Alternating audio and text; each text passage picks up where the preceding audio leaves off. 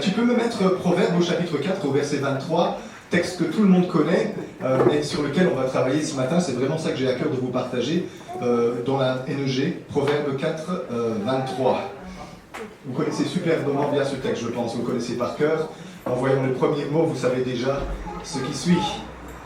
Garde ton cœur plus que toute autre chose, car de lui viennent les sources de la vie. C'est un passage très riche, et si vous changez les traductions, vous verrez qu'il y a plein de différentes traductions, parce que chaque mot est très riche. Et c'est ça le truc un peu fou avec l'hébreu, c'est que les mots, ils ont une multiplicité de sens qu'on n'arrive jamais à rendre parfaitement en français. Et donc je voudrais un petit peu aussi commencer par décortiquer ça, et vous donner un peu le sens. Mais avant de pouvoir vraiment adresser ce texte, il faut bien sûr que je vous avertisse sur le sens du mot cœur. Garde ton cœur. Alors on a eu la Saint-Valentin il n'y a pas longtemps, ce n'est pas ce cœur-là. Hein, ça c'est le cœur des Français, c'est le cœur francophone, c'est le cœur occidental, c'est-à-dire le siège des sentiments. Le cœur biblique, c'est pas ça. Le cœur de la Bible, c'est le siège de la méditation. C'est là où on cogite, où on médite, où on rumine. Là où les paroles de Dieu tournent en nous. Vous savez, c'est le fort intérieur où notre intelligence spirituelle se renouvelle, oui, et digère les choses de Dieu. Merci Mao de m'aider à prêcher. C'est là qu'on médite et qu'on fait tourner les louanges de Dieu. C'est là qu'on médite et qu'on retient les promesses de Dieu. C'est ça le cœur dans la Bible. C'est pas comme nous où on croit que c'est juste le sentiment. Dans la Bible, ils ont une autre conception. Et donc, il ne faut pas penser ni aux émotions simples, romantiques, ni quoi que ce soit. Et il ne faut pas non plus penser à l'intelligence cérébrale, le QI, la mémoire. Ça n'a rien à voir. Ça descend d'un étage. C'est vraiment là où on médite les promesses et les paroles de Dieu. C'est ça le cœur. Et c'est là que se récapitule l'entièreté de ton identité secrète. C'est ça le cœur. La Bible, elle dit que tel un homme est dans son cœur, tel il est. Tu es ce que ton cœur est. Tu n'es pas ce que les apparences montrent, tu n'es pas ce que tes œuvres montrent, tu es ce que ton cœur est. Et il n'y a que Dieu qui connaît ton cœur. Nous, on a tendance à juger sur les apparences parce qu'on n'est que des humains, mais les apparences peuvent être trompeuses. Mais ton cœur, c'est ce que tu es, et Dieu, il ne regarde pas aux autres choses, il regarde à ça, le fort intérieur. Et ici, le texte nous dit qu'on doit garder notre cœur.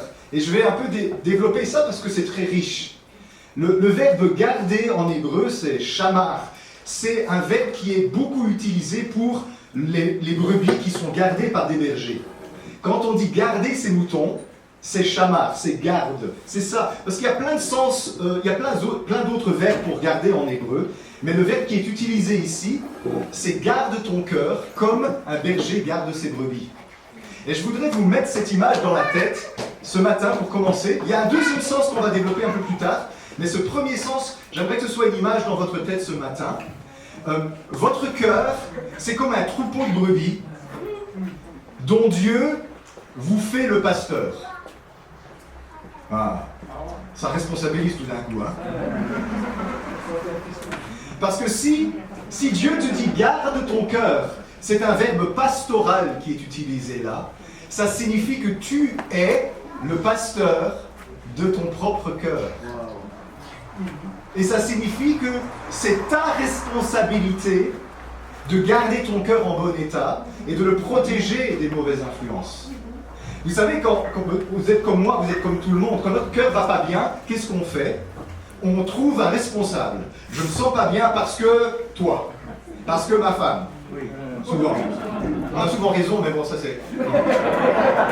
Ça sera au montage. C'est pas un vrai qualité. Mais quand notre cœur ne va pas bien, est-ce que c'est pas comme ça qu'on est tous? On cherche une raison.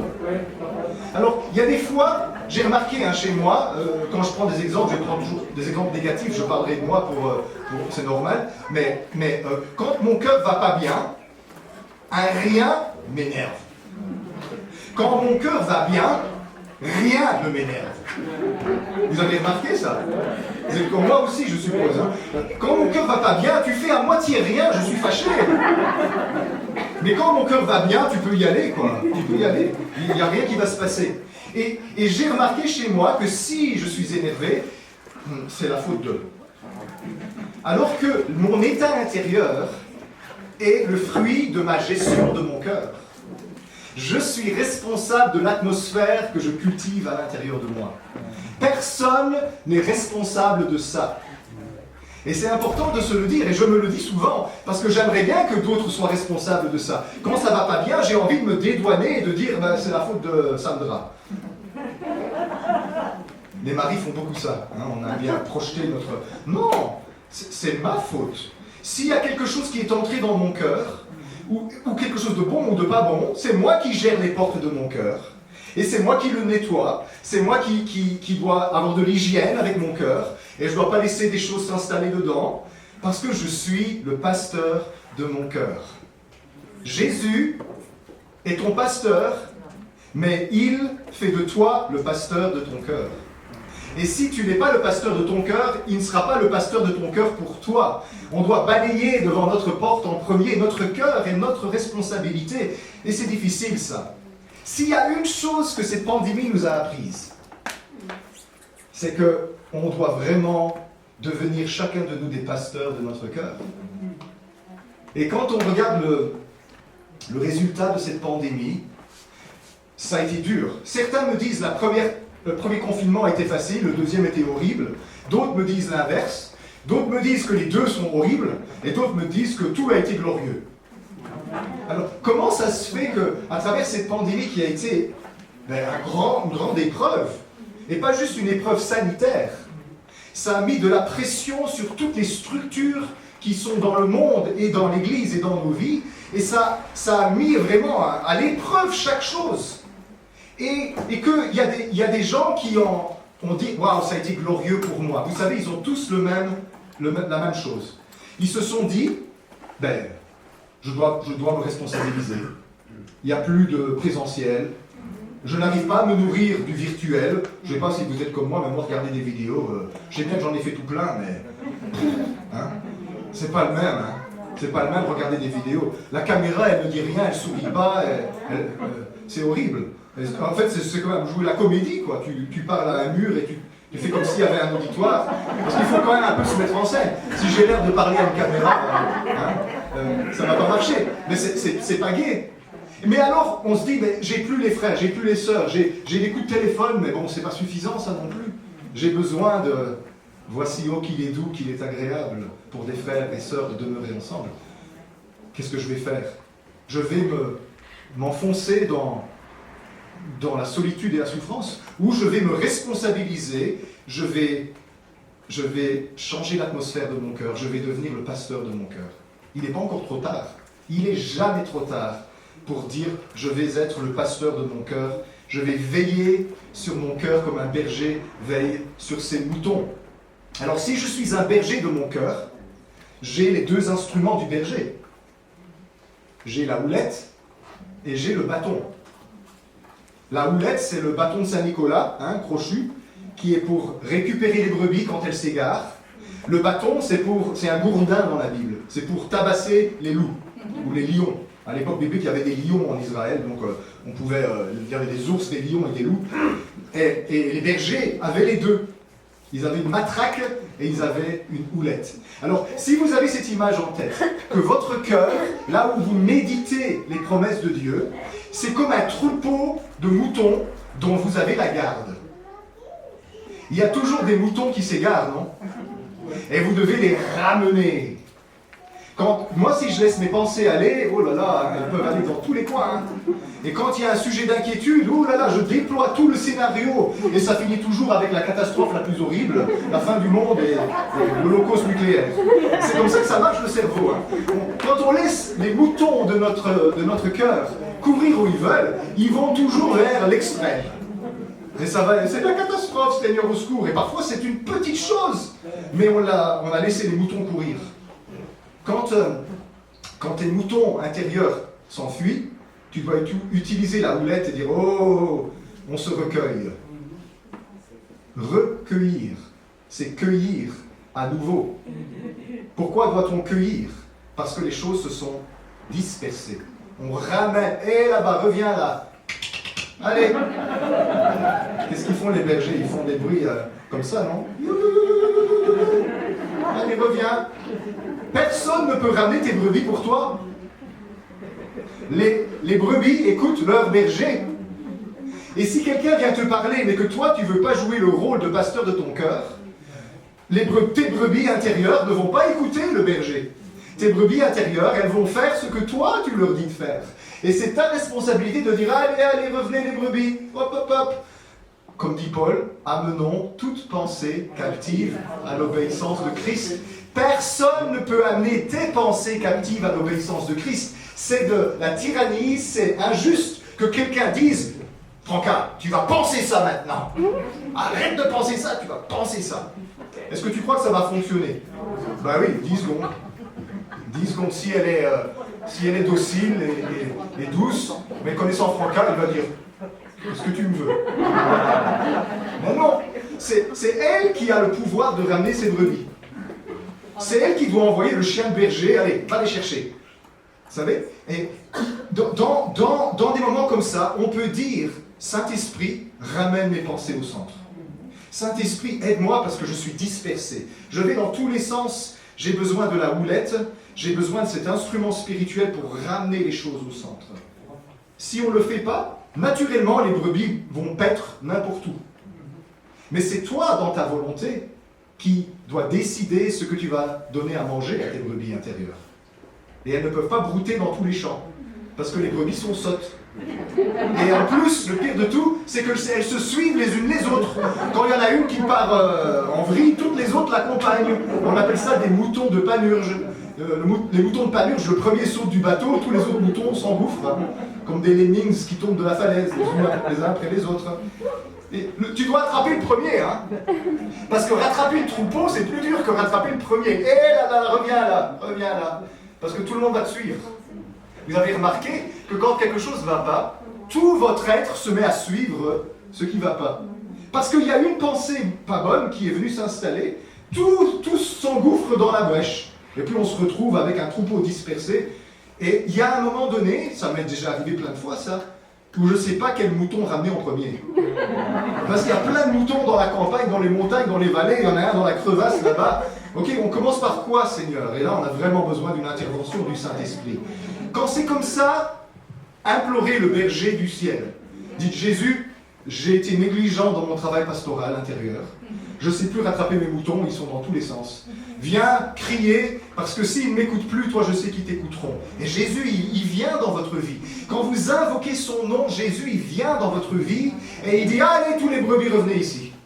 Il a le pouvoir, Jésus, quand on ne va pas bien, d'intervenir d'un seul coup, et de tout résoudre en une fraction de seconde. Si vous étiez là mardi, vous avez entendu un beau témoignage de Noémie par rapport à ça, où elle n'allait pas bien du tout, et d'un seul coup, le Seigneur est venu. Si vous voulez le savoir, vous lui demanderez, parce que je ne vous le dirai pas. Il est venu d'un seul coup, et en une fraction de seconde, il a réglé tout plein de mois de problèmes. Ça, tu sais ce qui se passe? C'est le berger du ciel, Jésus qui dit, bon, elle n'arrive plus à ramener ses moutons, je vais descendre et je vais pousser un cri et tous les moutons vont revenir. Et en une seconde, vous dites, j'ai retrouvé la paix, j'ai retrouvé l'harmonie, parce que lui, il est vraiment puissant. Mais Jésus, il n'est pas envie de descendre du ciel tout le temps, faire ce qu'il nous appelle à faire. Parce que Jésus ne veut pas que nous soyons des bébés, il veut que nous soyons des adultes accomplis. Alors il intervient quand on sombre, mais pour nous remettre en selle et dire, allez maintenant, tu sais comment faire, vas-y. Parce qu'il veut des adultes, tu vois. Il apprend à Pierre à marcher sur l'eau. Pierre marche sur l'eau, Pierre coule. Au secours, il te sauve. Mais le but, c'est qu'à un moment donné, tu arrives à y aller sans lui. Parce qu'il veut des adultes. Et dans le pastorat intérieur, je vais parler de ça ce matin donc, Jésus veut faire de toi un expert, une experte du pastorat de ton âme. Apprendre à ramener les brebis qui se dispersent et à matraquer les loups quand ils rappliquent. Et vous savez quoi? C'est tout dit les mêmes loups. Hein. Parce que vous n'êtes pas vulnérable à tous les loups. Vous êtes vulnérable à certains loups que vous devriez connaître par cœur. Vous devriez sentir leur odeur fétide quand ils sont encore à 100 mètres, ces loups-là. Qui viennent, oh, je te reconnais, bam! Les mauvais esprits, ils n'aiment pas se prendre des coups sur la tête. Hein. Si tu les frappes à chaque fois qu'ils sont là, ils ne vont plus revenir. Ça fait partie du travail pastoral intérieur, où on doit apprendre à conduire notre cœur là où les choses bonnes à manger se trouvent. Il n'y a rien de mal d'être quelqu'un de tellement discipliné que tu lis la Bible de couverture à couverture, un chapitre par jour, pendant 2 ans. Et tu tournes en boucle et tu lis la Bible comme ça. Il y a des gens qui font ça. Mais le problème avec cette méthode, c'est bien de la lire au moins une fois dans ta vie complètement comme ça. Mais le problème avec cette méthode, c'est que ce dont Dieu veut te parler, tu vas tomber dessus par accident. Et puis tu vas passer des longs moments dans un désert biblique où tu dis, je comprends rien, le livre des Nombres, franchement, machin engendra truc mûche, qui engendra truc mûche, qui construisit machin dur, oh là là. Et ça ne t'édifie pas.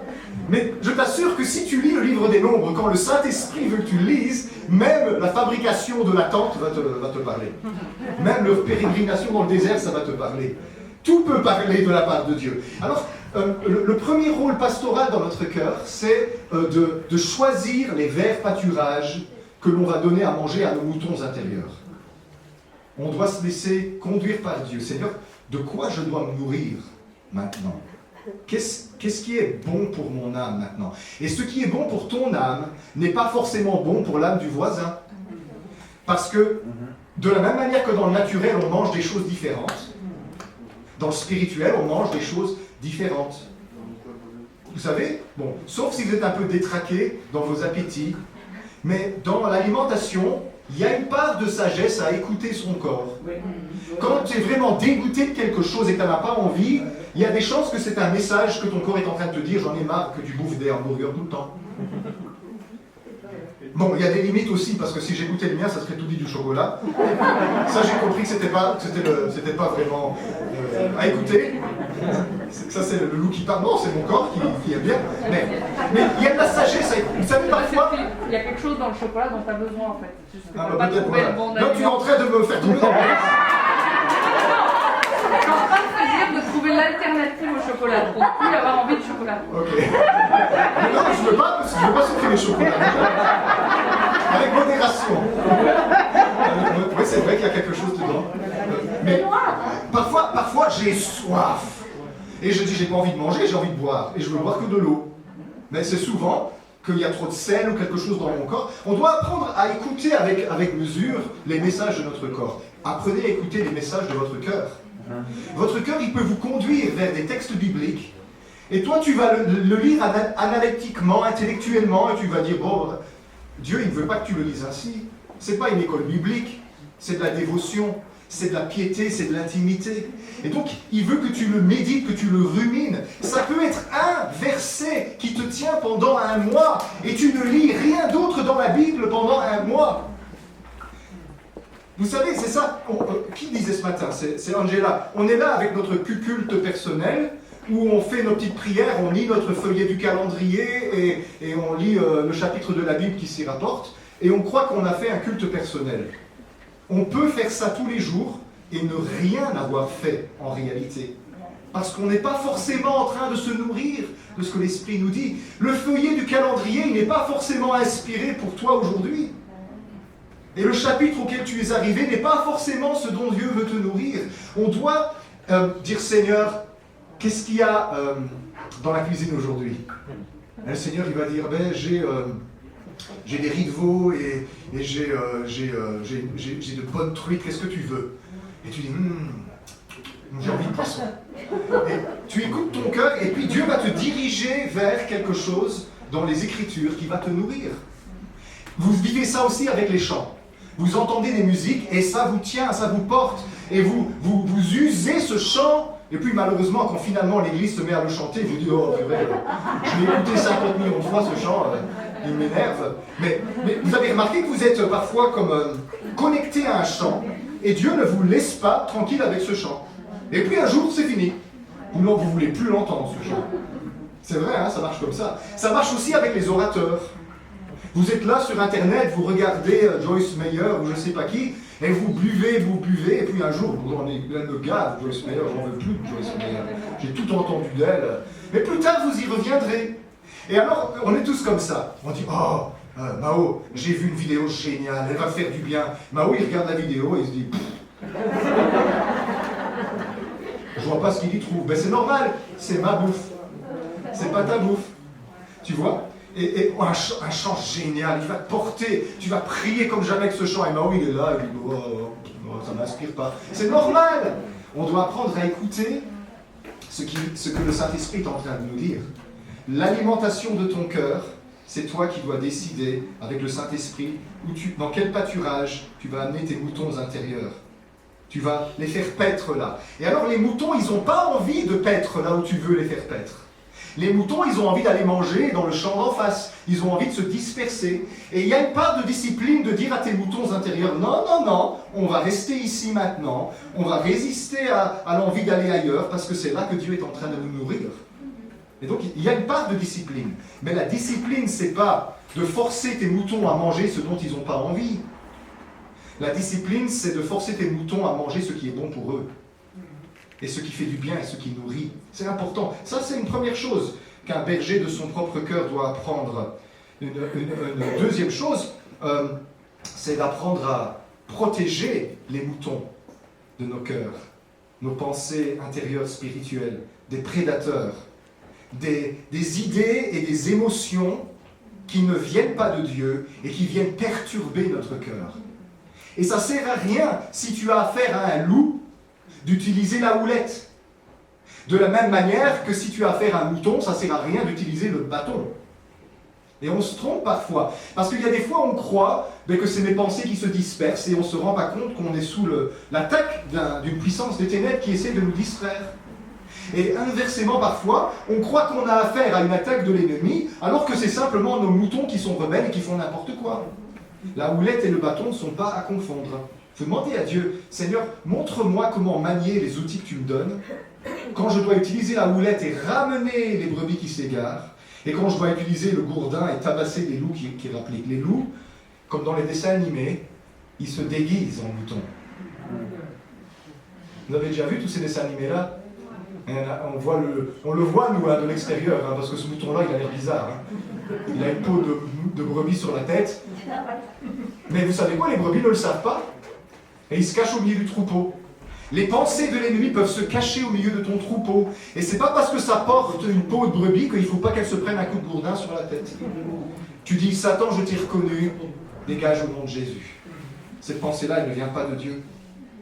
Nous sommes appelés à devenir les bergers de notre cœur. Deuxième sens. Deuxième sens du verbe garder en hébreu, shamar, c'est l'idée de garder comme une sentinelle. C'est pas seulement berger, c'est la sentinelle. La sentinelle garde. Le verbe est utilisé pour les deux cas. La sentinelle, elle est à l'affût. La sentinelle, elle est appelée à la vigilance. Elle est appelée à être présente à son travail. Imaginez une scène avec une sentinelle sur un mur qui est en train de jouer à Tetris sur son téléphone. Vous êtes le chef de cette sentinelle. Vous allez lui dire quoi? Ben, remets ça en place, tu joueras pendant tes pauses. Tu es censé veiller sur ce qui se passe là dehors. Qu'est-ce que tu dirais si tu trouves la sentinelle qui est là? Tu lui jettes un coup de pied dans le col. Allez, debout là! Debout! Qu'est-ce que tu fais? C'est ton tour de garde. Et si l'ennemi vient, c'est l'appel à la vigilance. D'ailleurs, si tu prends ce texte-ci dans la TOB, il a traduit comme ça. Donc c'est Proverbe 4.23 dans la TOB. Il utilise le mot vigilance. Garde ton cœur en tout ci.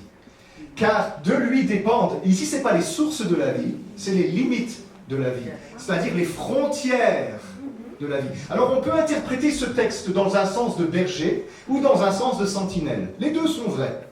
Donc si tu prends le côté berger, garde ton cœur plus que toute autre chose, car de lui viennent les sources de la vie. Donc si tu es un bon pasteur pour ton propre cœur, eh bien il y a des bonnes choses qui vont découler de ta vie. Les sources de la vie vont être là. Mais dans le sens de la vigilance, la TOB a traduit comme ça. Donc garde ton cœur en toute vigilance, car de lui dépendent les frontières, les limites de ta vie. C'est-à-dire que tu es appelé à garder l'intégrité de ta vie et de ne pas laisser violer tes frontières. La maturité spirituelle et humaine, c'est de savoir poser de saines limites autour de nous. Et on a tous tendance, au début en tout cas de la vie, à devoir apprendre ça difficilement. Vous êtes de ceux que quand les démarcheurs vous téléphonent, vous n'osez pas leur dire non et vous les écoutez. Je suppose qu'au début vous aviez un peu de scrupules. Et vous écoutiez, non écoutez madame, ça ne m'intéresse pas, blablabla. Si vous êtes quelqu'un de normal, au bout de quelques années, vous coupez court très vite, non? Je suppose. Bah oui. Moi maintenant je suis arrivé au stade ultime. Quand j'entends que c'est une centrale téléphonique, on entend le brouhaha des voix là derrière. Mais il y a des gens, la première fois quand j'habitais à Monceau, il y a le marchand de vin de Bordeaux qui m'a téléphoné. Et il dit, ah bonjour monsieur Blum, comment allez-vous? Je me dis, mais c'est qui ça, il me connaît? Alors je dis, mais comment vous me connaissez? Ah, vous avez dû laisser votre numéro dans un de nos mailing lists. Je dis, non. Mais j'ai une bonne promotion, monsieur. Vous vous souvenez, on a parlé des vins et j'ai quelque chose pour vous. Et puis moi, j'essayais de trouver un moment pour caser, j'ai pas envie. Et à la fin de la conversation, je vous envoie 12 casiers. Hein. Et donc, monsieur Blum, c'est votre adresse, je vous envoie 12 casiers de vin. Et je dis, non. Et le gars, il ne voulait pas entendre. Il continuait parce que j'ai pas des limites. Et je devais apprendre à poser des limites. Et à la fin, je voyais ma femme, je me suis dit, elle va se fâcher avec 12 casiers de bière, qui sont sans doute même pas bons. C'est probablement des bouteilles à 3 € qui vont me vendre à 15 €. Je me suis dit, Sandra va me tomber dessus. Et par peur de sa réaction, je lui ai dit, trop tard, et agressivement, je lui ai dit, envoyez-les-moi et je ne vous paierai pas. Parce que c'est enregistré, vous savez les conversations. Envoyez, je ne vous paierai pas. Si vous me l'envoyez, je considère que c'est un cadeau. Et alors il était fâché à la fin, hein. Mais c'est ma faute. Parce que la conversation avec cet homme-là, j'aurais dû mettre des limites plus tôt. Je dis, désolé monsieur, ça ne m'intéresse pas, bonne journée, au revoir. Il ne faut pas les laisser parler parce que... Si l'adversaire vient te parler, ne parle pas avec, dis, bonjour monsieur, ça ne m'intéresse pas, bonne journée, au revoir. Et tout. Oh, Terry il a donné une bonne parole aujourd'hui, hein, avec la sono là. Baisse tous les sons, allume le son du Saint-Esprit à fond. Coupe toutes les autres choses. Parle à ma main. Il ne faut pas entretenir des conversations avec des ennemis ou laisser votre vigilance intérieure être distraite par des choses. Il faut apprendre à garder les frontières de votre vie. Et quand on ne protège pas nos frontières, ce qui va se passer, c'est qu'on va être envahi. On peut être envahi par des gens, on peut être envahi par des choses. Par exemple, les réseaux sociaux sont faits pour vous envahir. Vous pouvez être tellement tenu par Facebook que vous êtes obligé de le regarder 5-6 fois par heure pour voir s'il n'y a pas une notification. C'est un problème de limite, ça. Non, je coupe. D'ailleurs, coupez votre téléphone pendant la nuit, sauf si vous êtes garde et vous êtes obligé. Parce que vous allez recevoir des notifications, toutes sortes de... On doit apprendre à mettre des limites. On doit aussi apprendre à mettre des limites avec des gens. Vous savez, il y a des gens qui n'ont pas de limites et qui vont envahir votre vie. Il y a des gens qui sont prêts à venir tous les jours chez vous. Et vous êtes tellement poli que vous n'allez pas dire non. Mais vous allez vous énerver quand vous aurez dépassé une certaine limite. Et puis évidemment, ça ne va pas être gentil et ça ne va pas être beau. Mais la faute, c'était la limite qui n'avait pas été posée à temps. Il y a quelqu'un qui a dit ça, c'est très sage. Si vous êtes quelqu'un qui donne, fixez bien vos limites, parce que ceux qui prennent n'en ont pas. C'est important, parce qu'on a le cœur sur la main et on donne, on doit poser des limites. Et il faut être vigilant par rapport à ça, comme une sentinelle. Pourquoi? Parce que notre vie intérieure en dépend. La vie du Saint-Esprit en nous, c'est le plus important. Vous pouvez vous retrouver dans la tempête la plus horrible de votre existence. Si vous avez le calme dans votre cœur, vous allez traverser. Vous pouvez être en pleine vacances dans l'endroit le plus paradisiaque de la terre. Si vous avez la guerre dans votre cœur, ça ne va pas aller. C'est le cœur qui est important.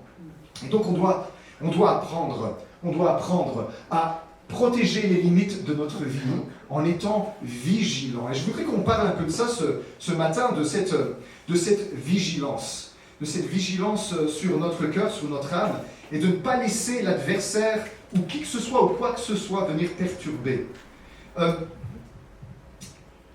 Les mauvais esprits n'ont pas besoin d'être là tout le temps près de vous pour influencer votre manière de vivre. Ils ont juste besoin de, une fois de temps en temps, semer une petite semence de rien du tout, que vous avez laissé entrer dans votre cœur, et qui va pousser en leur absence. Et, parce que vous savez, il y a un nombre très limité, et Pierre nous l'a expliqué il n'y a pas longtemps, de mauvais esprits. Il n'y a pas des milliards de mauvais esprits. Il n'y en a que quelques millions peut-être. Et on est 7 milliards d'êtres humains. Alors si on a 250 qui t'attaquent toi, c'est que tu es très important, comme disait Pierre l'autre jour. Mais ils n'ont pas besoin de faire ça. Ils viennent, ils se disent, est-ce qu'il y a une brèche? Ok, il y a une brèche. Je plante une semence et je m'en vais. Je reviendrai dans 2 mois voir si ça a poussé. Oh, mais comme ça pousse bien, on va arroser un petit peu et on va faire un autre tour. Mais si tu es un bon jardinier de ton cœur, quand il a mis la semence, tu l'enlèves. Il va revenir et dire, oh, on va recommencer. Oh. Tu sais, la parabole du semeur, on peut la lire à l'inverse. Évidemment, la parabole du semeur se lit avec Jésus comme le semeur. Mais quand l'ennemi vient semer dans ton cœur, c'est bon que la colombe du Saint-Esprit vienne enlever la semence, non?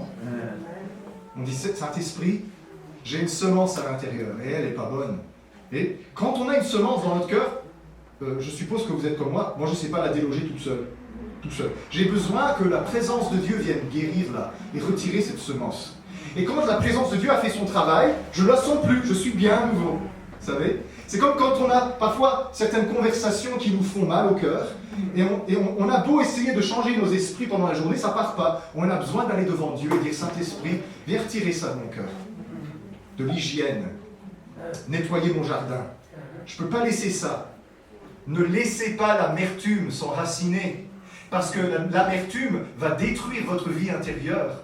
Et elle va contaminer les gens autour de vous jusqu'à gangréner tout votre environnement. Ça veut dire que dès que la semence d'amertume elle est là en moi, je dois la retirer et je dois m'en débarrasser. Je dois dire, Saint-Esprit, débarrasse-moi de ça. Parce que si ton cœur est gagné, ta bouche, tes yeux et tes actions vont en découler. Oui. Jésus dit, c'est de l'abondance du cœur que la bouche parle. Donc, si ta bouche parle mal, c'est pas la faute de ta bouche, ça sert à rien de méchante. Ma langue a fourché, non, c'est ton cœur qui a fourché. Si ta bouche parle mal, c'est ton cœur, et il faut aller régler le cœur. Mais Jésus, il dit autre chose, il dit, l'œil est la lampe du corps, et parfois il y a des ténèbres dans notre regard. Quand notre cœur est rempli de quelque chose qui n'est pas beau, nos yeux le reflètent. D'ailleurs, c'est pour ça que c'est parfois horrible de prêcher. Parce que quand on prêche, on scanne, on regarde, on sourit à tout le monde, et puis on dit « Oh, je viens de me faire fusiller. » Mais pourquoi parfois nos yeux ne sont pas bons? Parce que notre cœur n'est pas bon. Est-ce que vous connaissez cette histoire de la Méditerranée? Le mauvais œil. Malocchio, c'est ça? Le mauvais œil n'a rien à voir avec le problème des yeux. Quelqu'un qui louche, il n'a pas de mauvais œil. C'est le cœur derrière qui a de l'amertume, qui a de l'envie, qui a de la jalousie, qui veut maudire. Et ça se reflète par un certain regard qui maudit par le regard. Parce que je te souhaite quelque chose de mauvais. Je me souviens quand on était en vacances dans le village d'où la famille de ma femme vient, il y avait des gens qui nous regardaient. Qu'est-ce qu'il a, lui? T'es la fille de qui, toi? On fait ça, ne regarde pas qu'elle disait, regarde, lâche tu dois. Lâche tu dois. Mais l'œil reflète. L'œil reflète. Il y a des fois quand tu regardes quelqu'un dans les yeux, tu dis, oh, la joie, la légèreté, la douceur, la bonté. Mais il y a des fois, tu dis, ah, ok. Alors tu regardes à côté, tu regardes les pieds, tu regardes la gueule. Oui, les yeux sont le miroir de l'âme, on dit en français. Voilà. Aussi nos actions, nos actions dans un psaume, David il dit dans un psaume, il dit, n'entraîne pas mon cœur dans des choses mauvaises pour que mes actions deviennent coupables avec les gens qui font le mal. Quand mon cœur est dans un mauvais état, forcément mes actions vont suivre. le regard, la bouche et les actions sont directement connectés à notre cœur. Et donc on doit apprendre l'art d'être un berger et une sentinelle pour notre propre cœur et veiller sur l'intégrité de nos murs et veiller sur les moutons qui habitent à l'intérieur. Un peu de négligence dans ce domaine peut faire beaucoup, beaucoup de dégâts en nous. Alors, ce matin, je voudrais demander à tout le monde, mais qu'est-ce qu'il y a à l'intérieur de moi maintenant? Qu'est-ce qu'il y a à l'intérieur de toi là? Qu'est-ce qui règne? Qu'est-ce qui est au fond? Qu'est-ce que je médite en cette saison? Qu'est-ce qui tournoie dans mon cœur en cette saison? Quand je me réveille la nuit et que j'ai une insomnie, c'est quoi qui vient directement à la surface? Qu'est-ce qui tourne comme un disque rayé du matin au soir et du soir au matin? Ça, c'est ton cœur. Quand tu te réveilles la nuit, la première chose qui vient, c'est les louanges de Dieu? Ou est-ce que c'est... Oh, si c'est juste ça que tu as mal dormi, c'est pas grave. Mais on doit veiller sur ça. On n'a pas de contrôle sur ce que les autres font et disent. On n'a pas de contrôle là-dessus. Tu ne peux pas faire taire qui que ce soit. Mais tu as un contrôle sur ce que tu laisses mijoter dans la marmite de ton cœur. Si tu es en train de faire une belle recette et que quelqu'un jette des anchois dans ton potage et que tu n'aimes pas les anchois, retire-les tout de suite avant que le goût prenne. Parce que si tu laisses mijoter ça pendant 10 minutes, tout le potage va sentir l'anchois. Retire les anchois. Mais qu'est-ce que tu fais? C'est mon potage, je fais ce que je veux, je mets ce que j'aime bien là-dedans. La marmite de mon cœur. Apprenons à la protéger. Apprenons à la protéger. Il faut faire attention avec ça. Et vous savez, parfois ça nous semble compliqué. Mais c'est extrêmement simple en fait. Paul y dit, tu peux me l'afficher, dans Galates 5, 18 à 26. Tu peux le prendre dans la TOB, tant qu'on y est. Parce que la TOB ici, pour une fois, je trouve que cette traduction, elle est beaucoup plus simple. Galates 5, 18, dans la traduction œcuménique de la Bible. Regardez ce qu'il dit maintenant. On les connaît. J'aime bien comme il traduit ça. Les œuvres de la chair. Louis II, il disait, les œuvres de la chair sont évidentes. C'est pas compliqué, c'est évident, les œuvres de la chair. Libertinage, impureté, débauche, idolâtrie, magie, haine, discorde, jalousie, emportement, rivalité, dissension, faction, envie, beuverie, ripaille. Ripaille, c'est s'empiffrer, comme les Romains qui faisaient des orgies avec de la bouffe. Et autre chose semblable, la liste n'est pas exhaustive.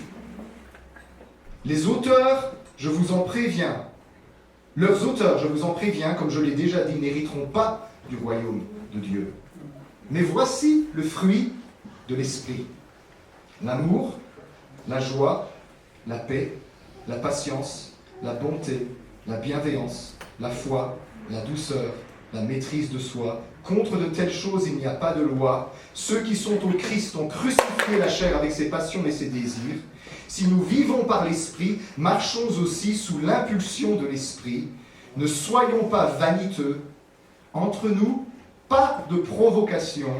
Entre nous, pas d'envie. C'est une belle traduction ici. C'est, selon Paul, une évidence, la différence entre les deux. Si j'ai les premières choses qui bouillonnent, qui macèrent dans la marmite de mon cœur, ben je suis dans ma chair. Et votre chair et ma chair puent, mais puent différemment. Parce que je suppose que vous n'avez pas toutes ces choses-là qui macèrent dans votre chair en même temps. Si vous avez tout ça en même temps, je pense qu'on ne peut plus rien faire pour vous. Parce que là, c'est quand même énorme. Hein. Vous avez besoin de 10 000 ans de cure-gamme, là. Mais généralement, c'est pas ça qu'il y a. Généralement, il y a une chose qui fait surface. Vous savez, quand votre marmite, elle cuit, il y a des morceaux qui remontent à la surface. Qu'est-ce qui remonte à la surface? Généralement, il y a une chose là. Ça peut être n'importe quoi de tout ça. Eh bien, chez vous, comme chez moi, la chair est mauvaise. Ne soyez pas surpris que la chair pue. C'est comme ça. Et ça sera comme ça jusqu'à la fin de notre vie, où Jésus va nous libérer définitivement de ça. Mais ça ne veut pas dire qu'on est obligé de vivre dans cet état-là. Il dit ici que si nous marchons par l'Esprit, l'Esprit va assujettir ces choses-là, et elles ne vont plus se manifester, et c'est le Saint-Esprit qui va touiller ta marmite, et qui va dire un peu de sel, un peu de poivre, un peu d'anchois, non pas d'anchois, pas d'anchois dans la marmite, pas de bacala, pour ceux que tu aimes bien. Alors qu'est-ce qu'on fait? Qu'est-ce qu'on fait quand c'est le cas? Qu'est-ce qu'on fait quand il y a quelque chose qui flotte à la surface de ma marmite et qui n'est pas beau, qui est la chair qui se manifeste? Ça arrive à 100% des gens. Si ça vous est jamais arrivé, vous n'avez jamais vécu. Vous êtes sur une île déserte quelque part, et encore, sur l'île déserte, vous allez vous fâcher avec les singes et les perroquets. C'est normal. Qu'est-ce qu'on fait quand il y a quelque chose qui est là? Alors, j'ai remarqué que quand il y a quelque chose de mauvais dans mon cœur, mais qui, je ne sais pas pourquoi c'est là, je l'identifie plus vite et je l'attaque et je dis non. Mais quand j'ai une bonne raison de laisser ça macérer dans mon cœur, je le laisse beaucoup plus longtemps. Si maintenant, mon fils m'a manqué de respect. Bon, c'est que lui, il ne fait jamais ça parce qu'il est doux comme un agneau. Il est gentil comme tout. Mais si mon fils m'a manqué de respect, qu'il m'a insulté, qu'il m'a dit casse-toi, je sais pas quoi, je suis en colère. Oui, mais j'ai une bonne raison d'être en colère. Hein. C'est normal d'être en colère. Eh oh, tu veux bien te parler proprement? Je suis ton papa quand même. Hein. Voilà. Mais du coup, ce qui se passe, c'est comme j'ai une bonne raison d'être en colère contre lui, je vais laisser cette colère s'installer. Et ça va produire quand même des mauvais fruits. Parce que je vais me retrouver avec une aigreur à l'intérieur, et je vais devoir aller devant Dieu et de dire, Seigneur, nettoie ma colère là. Et pourtant, j'avais une bonne raison d'être en colère. Parce qu'il m'a effectivement manqué de respect. Tu comprends? Quand on a une bonne raison, quand il nous semble qu'on a une bonne raison d'entretenir des choses de la chair, ça dure beaucoup plus longtemps. Mais quand on n'a pas de bonne raison, très vite le Seigneur nous dit, enlève ça. Vous voyez, mais dans les deux cas, c'est pas bon. En relation d'aide, j'ai parfois des gens qui sont très très mal parce qu'on leur a fait du mal, et des gens qui sont très très mal sans que personne leur ait fait du mal. Vous savez lesquels sont plus faciles à guérir? Les gens qui vont pas bien, mais qu'il n'y a pas de justification, il n'y a pas de motif, il n'y a pas de cause. On ne peut pas dire c'est mon père qui m'a fait du mal quand j'étais petit, il n'y a rien de tout ça. Ça guérit plus vite. Mais quand tu peux dire c'est parce que j'ai été battu par mon père, ou j'ai été agressé, ou il y a ça, c'est beaucoup plus difficile, parce que le préjudice continue dans ta mémoire d'alimenter le problème. Il m'a fait, elle m'a fait, tu vois. Et donc du coup, quand on souffre ainsi, eh ben, l'adversaire trouve moyen d'alimenter, d'empirer, et puis toute ta marmite sent l'anchois. Et Dieu, il veut nettoyer ça. Alors il veut qu'on devienne des bergers et des sentinelles de notre propre cœur. C'est pas parce que tu as raison que tu dois laisser ta marmite sentir le poisson. Sauf si c'est une bouillabaisse que tu as rien à faire. Voilà. Et alors imaginez, je reprends l'exemple avec Ethan. Hein, je reprends l'exemple avec mon fils qui est fâché. On vous a toujours dit, tout le monde a toujours dit, c'est important, que si vous voulez discipliner votre enfant, vous ne le faites pas dans la colère. Vous attendez que vos émotions retombent pour parler raisonnablement. Parce que dans la colère, on va être beaucoup plus enclin à déborder et à aller bien au-delà de tout ce que lui il est censé entendre. Désolé, Anita, je prends en exemple aujourd'hui. Mais bon, voilà. Et alors, ça je voudrais vous donner deux garde-fous. Par rapport à ça. Quand notre cœur ne va pas bien, ça peut arriver à tout le monde, ça arrive à tout le monde tôt ou tard. Quand notre cœur ne va pas bien, il y a deux garde-fous. C'est deux petits passages dans Jacques, l'épître de Jacques. Jacques 1, 19. On va lire que la deuxième partie, mais la première partie est importante, tu vas vite toi. Vous êtes, mets-le dans la NEG si tu veux bien, parce que là, voilà. Sachez-le, mes frères bien-aimés, ainsi que tout homme soit prompt à écouter, lent à parler, lent à se mettre en colère, 20. Car, là je veux insister là, la colère de l'être humain n'accomplit pas la justice de Dieu. Alors je suis fâché avec Ethan. La justice de Dieu, c'est que j'attende que ça retombe. Alors c'est difficile, hein. Je suppose que Tout le monde a du mal avec ça. On répond du tac au tac et on est... Ça, c'est un garde-fou pour nous. C'est un garde-fou pour nous. C'est un garde-fou pour moi. La colère de l'homme n'accomplit pas la justice de Dieu. Deuxième garde-fou, c'est aussi Jacques qui nous le donne en 3,18.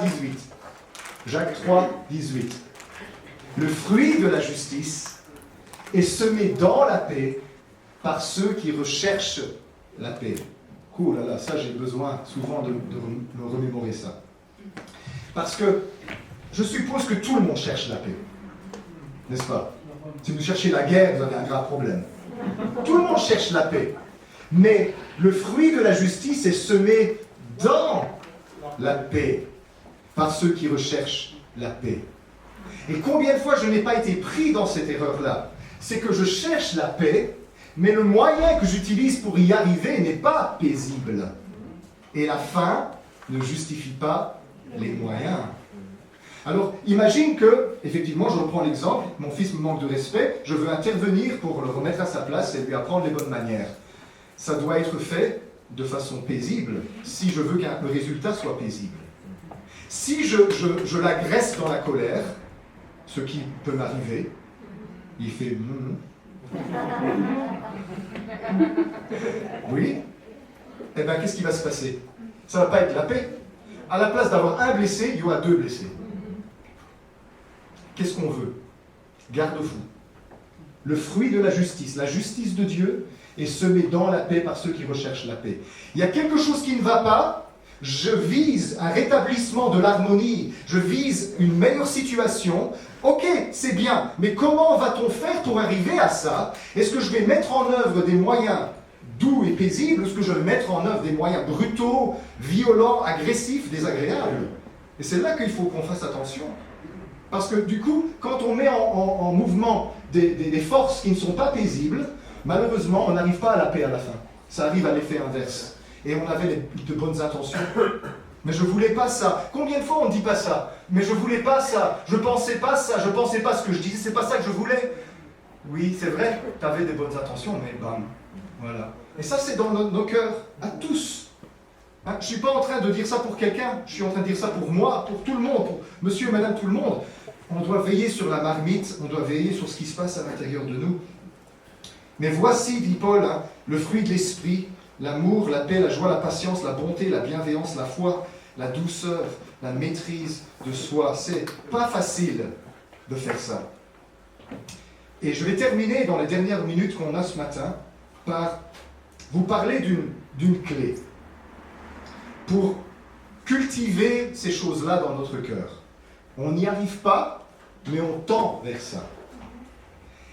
Voyez votre être entier comme un château avec des pièces dedans. Je m'inspire pour dire ça de Thérèse d'Avila, qui a écrit un livre qui s'appelle Le Château des Demeures, où elle dit que l'être humain, il est comme une maison avec beaucoup de pièces. Jésus habite dans une chambre. Dans cette chambre, il y a la joie, il y a la paix, il y a la bonté, la douceur, la bienveillance, toutes ces choses. Et c'est là qu'il habite. Il a fait sa demeure à l'intérieur de nous. Il y a une dimension de gloire dans nos cœurs. Et j'ai remarqué que souvent les gens disent « Je ne sens plus la présence de Dieu, j'ai perdu ma communion avec Dieu ». C'est pas que Dieu a déménagé, c'est que tu as commencé à faire chambre à part. Il est toujours dans sa chambre, et là-dedans il fait toujours glorieux, toujours joyeux, toujours bien. Il n'y a rien qui peut pénétrer dans la présence de Jésus. Vous avez déjà vu quand les démons entraient dans la présence de Jésus, ils tombaient, ils ne pouvaient pas supporter la présence de Jésus. Jésus, il a élu domicile, il a dressé sa tente dans une pièce dans ton fort intérieur, il habite dans ton cœur. Et si tu habites avec lui, et si tu dors dans cette chambre, tu vas profiter de l'atmosphère que lui dégage. Et tu vas être baigné dans la paix, baigné dans la joie. Et pendant que je suis en train de dire ça, moi je prie que le Saint-Esprit te fasse sentir où ça se trouve à l'intérieur de toi, cette pièce des délices, cette pièce de bonheur, cette pièce de tranquillité, cette pièce où la présence de Dieu habite. Je vais prendre juste un passage avant de terminer, dans Matthieu 6,6, dans la TOB. et on va conclure avec ce texte-là parce que c'est vraiment important ça. Je pense que c'est une clé et un secret pour pouvoir être un bon berger, une bonne sentinelle de notre cœur. Matthieu 6,6 dans la TOB. Pour toi, quand tu veux prier, entre dans ta chambre la plus retirée. Verrouille ta porte, et adresse ta prière à ton Père qui est dans le secret, et ton Père qui voit dans le secret te le rendra. Jésus n'est pas en train de parler de la pièce de ta maison dans laquelle tu dois prier. Il s'en fiche que tu pries dans la cave, dans ta chambre, dans le grenier, dans la cuisine, dans la toilette ou sous la douche. C'est pas important. Parce qu'en fait, ici, le mot secret que tu vois là, c'est un mot technique en grec qui désigne le sanctuaire intérieur du temple de Dieu. C'est le lieu saint. Et vous savez que dans la Bible, il y a toute une image comme quoi le temple de Dieu représente le corps de l'être humain. Et nous sommes des temples pour Dieu. La prière, elle n'a rien à voir avec s'enfermer dans une chambre. La prière, elle a à voir avec entrer dans la pièce où Jésus habite, à l'intérieur. Le royaume, il est au-dedans de vous. Et ce qui est génial, c'est que tu peux faire des retraites. Tu n'as pas besoin d'aller au monastère catholique de je ne sais pas où pour faire une retraite. Tu peux faire des retraites en toi. Parce qu'il y a une pièce où tu as le droit de verrouiller ta porte derrière toi quand tu y rentres. Et verrouiller sa porte, ça parle de protection, ça. Parce que pourquoi je verrouille la porte? Pour pas que quelqu'un rentre et me dérange pendant que je suis avec Dieu. Je crois que Dieu désire nous apprendre à découvrir la pièce secrète intérieure de notre cœur, notre fort intérieur, où on peut entrer et prendre des vacances. Où on peut fermer la porte à clé et dire je veux parler avec personne, je retourne la pancarte, occupé, parti en congé, à durée indéterminée. Ou si vous êtes plus direct, fichez-moi la paix. Je rentre là et je suis dans la présence de Dieu. Dans le psaume 23, David il disait, ne l'affiche pas, il disait « J'habiterai dans la maison de l'Éternel jusqu'à la fin de mes jours ». Mais le roi d'Israël, vous savez, n'avait pas le droit d'habiter dans la maison de l'Éternel tout le temps. C'est les prêtres qui officient. Ils pouvaient rentrer pour certaines cérémonies, mais ils ne pouvaient pas y vivre. David n'est pas en train de parler de dormir dans le lieu saint près de l'arche. Il est en train de parler de quelque chose de spirituel. Parce que David vivait en avant-goût les choses que nous connaissons. Je suis la maison de Dieu. Et si je n'ai pas appris à habiter dans la maison de Dieu qui est en moi, je ne trouverai jamais la maison de Dieu en dehors de moi. Dieu désire que vous deveniez un tout petit peu mystique. Un petit peu. Pas trop, au point de devenir cinglé. Un petit peu mystique. Et c'est-à-dire que vous appreniez à cultiver l'intériorité, la vie intérieure dans cette pièce. Si vous ne la connaissez pas, si vous en avez perdu le chemin, demandez à Jésus de vous guider. Jésus va vous prendre par la main et il va vous conduire. Jésus est celui qui apprend à prier. Les disciples ont dit à Jésus, apprends-nous à prier. Jésus leur a appris à prier. Et nous, on répète les paroles du Notre Père. Mais ce n'était pas ça la leçon. C'était beaucoup plus que ça. Vous imaginez ce qui se passait quand Jésus priait ce Notre Père? Quand Jésus a dit, quand vous priez, dites, et qu'il a commencé à dire, Notre Père qui est aux cieux. Les cieux se manifestaient. Quand Jésus priait, la gloire descendait. Et il était en train d'apprendre aux disciples à entrer dans cette présence de Dieu. Demandez à Jésus, Seigneur Jésus, guide-moi vers la pièce secrète de mon cœur, où je peux fermer la porte à clé, et je peux prendre des vacances avec toi, loin de tout, loin des soucis de la vie, où je peux être dans l'œil du cyclone. Hier, Alexandre et Véronique nous racontaient qu'une partie de leur toit s'est envolée avec le machin. Bon, bah oui, les tuiles n'étaient pas bien attachées, et il y a toutes plein de tuiles qui ont parti et qui se sont cassées. Et il me disait, Alex, je me suis dit, on va aller réparer ça. Et puis au milieu de la nuit, avec le vent, non.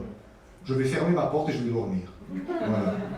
Et dans sa pièce où il a dormi, il ne s'est rien passé. La maison au-dessus était attaquée par les vents. Il a perdu des tuiles pendant la nuit, les voisins les ont vus voler, etc. Mais lui et sa femme et leur enfant étaient bien au chaud dans leur chambre. Il y a des fois où on ne sait rien faire. et la guerre est là, et il y a des problèmes. Et si vous vivez en Israël, vous le sauriez, quand des sirènes retentissent, on ne commence pas à faire de la propagande contre le terrorisme. On va dans le bunker. On ferme à clé. Si vous habitez dans l'Oklahoma et qu'il y a une alerte aux tornades, vous descendez dans le bunker. Vous descendez dans l'abri. Si jamais ça arrive, on entend les sirènes et les annonces qu'il y a une attaque nucléaire sur Bruxelles et que M. Poutine a décidé d'appuyer sur le bouton, on descend dans les abris nucléaires, mais il n'y en a pas, donc on est tous morts.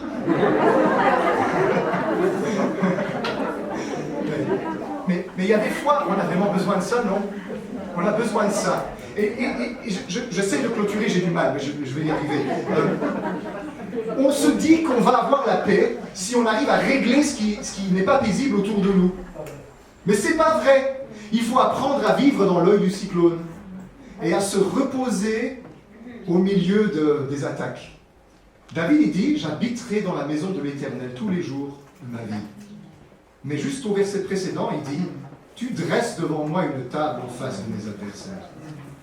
David savait trouver un endroit agréable où il pouvait faire au diable qui enrageait. Moi, je kiffe avec Dieu. Moi, je profite de sa présence. Et je laisse les vents souffler, parce que de toute façon, je ne peux rien faire. Et si je mets ma main, je fais pire que mieux. Donc Seigneur, occupe-toi et glorifie ton nom. Il y a des fois dans la vie, on est obligé de faire ça. Et ça fait partie d'être le berger et la sentinelle de son cœur. De savoir ce que tu peux contrôler et de savoir ce sur quoi tu n'as pas de contrôle. De savoir quand Dieu t'appelle à combattre et de savoir quand Dieu t'appelle à reculer et à laisser Dieu faire. De savoir quand c'est tes pensées qui s'égarent, qu'il faut ramener. De savoir quand c'est le loup qui vient hurler, qu'il faut le matraquer. Et il veut t'apprendre la vigilance spirituelle. Et c'est ça, voilà, c'est le dernier mot, je vais vraiment clôturer, je vais arrêter de regarder maintenant, je vais éteindre ça, on peut regarder. Apprenons à habiter dans nos cœurs. Non, là, c'est pas vrai, Seigneur. J'ai encore une autre idée. Mais c'est la dernière. Si vous êtes maladroit comme moi, vous prenez le pied dans des choses souvent. Quand je vais me coucher, je prends le pied du lit. Parfois, c'est le tibia, et je mets du sang partout dans le lit. Parce que, voilà, je m'arrive, ouais, il y a des autres maladroits comme moi. Ça va, vous n'avez pas mal, vous épongez, ça va. Mais quand vous dormez, vous avez vu comment ça fait mal et ça pulse. Et vous êtes là avec genre... j'ai mal. Est-ce que vous avez vu qu'on sait habiter notre douleur? Et quand tu as mal, ta conscience, elle se promène dans ton corps et elle dit je vais aller habiter là-bas. Et toute ta concentration se récapitule en un point. Et tu ne sens plus tes doigts, tu ne sens plus ton nez, tu ne sens plus le reste, tu sens ton tibia qui saigne. C'est horrible. Et vous avez vu que la douleur devient disproportionnée? Mais pour finir, vous avez l'impression que vous allez mourir, quoi. Si vous êtes un homme, vous allez mourir. Chérie, j'ai mal. Si vous avez une blessure émotionnelle, vous avez vu comment votre conscience, elle va se promener là, elle va... Moi, je vais habiter dans cet endroit où j'ai mal. Et la douleur, elle fait... Tout ce sur quoi tu te concentres s'amplifie. Si tu te concentres sur la présence de Jésus, c'est ça qui s'amplifie. Si tu te concentres sur la présence de la blessure, de l'offense, de la douleur, c'est ça qui s'amplifie. Et je ne suis pas en train d'être dur avec les gens qui sont malades. Je sais, moi il suffit que j'ai une petite migraine pour que ce soit ça qui soit dans mes pensées. Je sais que c'est difficile. Mais c'est une illustration pour vous parler de quelque chose. Et je vais vraiment arrêter ça. La conscience est la lampe du Seigneur qui explore jusque les profondeurs de l'être. C'est un proverbe qui dit ça. La conscience est une lampe du Seigneur qui sonde jusque dans les profondeurs de l'être. Apprends à envoyer ta conscience dans ton cœur. C'est comme si tu décides d'habiter là où la gloire de Dieu se manifeste. Tu décides d'habiter là où l'amour, la joie, la paix, la bonté, la bienveillance. Et ne vous laissez pas tenter d'en sortir. Ne laissez pas les démarcheurs qui sonnent à votre porte ou qui vous appellent au téléphone vous faire aller là-bas. Non, moi je rentre dans la chambre intérieure et je verrouille la porte. Je vais rester là où la gloire de Dieu se manifeste. Je vais habiter où Jésus habite. Si vous avez du mal à le trouver, il est toujours exactement au même endroit. C'est parce que vous avez entendu une voix qui vous a appelé à sortir. Retournez dans la chambre secrète. Verrouillez la porte. Laissez ce que vous ne pouvez pas contrôler. Laissez les vents. Vous savez, c'est un week-end prophétique, ce qui est en train de se passer. Si vous avez un peu de sensibilité prophétique, vous devriez vous rendre compte. Il y a le vent qui souffle. Laissez les vents, laissez les feuilles voler, laissez les branches tomber. Il ne vous arrivera aucun mal si vous êtes cachés à l'ombre du Tout-Puissant, dans la présence du Très-Haut. Je vais arrêter parce que c'est encore une autre prédication. Voilà, stop. Seigneur, aide-nous, Seigneur. Seigneur, prends les mains de chacun et de chacune ici et conduis-nous vers la chambre intérieure où ta présence se trouve pour que nous habitions avec toi comme David tous les jours de notre vie. Là où il y a une table dressée plein de bonnes choses et où on peut faire un pied de nez aux adversaires. Conduis-nous, Seigneur, là où l'huile ne manque pas, où tu bois d'huile notre tête et notre coupe déborde. Cet endroit, il est là, tout au fond de chacun de vous. Et je vous souhaite de le trouver, et je sais que Jésus va vous le montrer, il va vous conduire. Et quand vous y êtes, verrouillez la porte, habitez-y. Et tout ce que vous dites, tout ce que vous faites, découle de ça. Amen.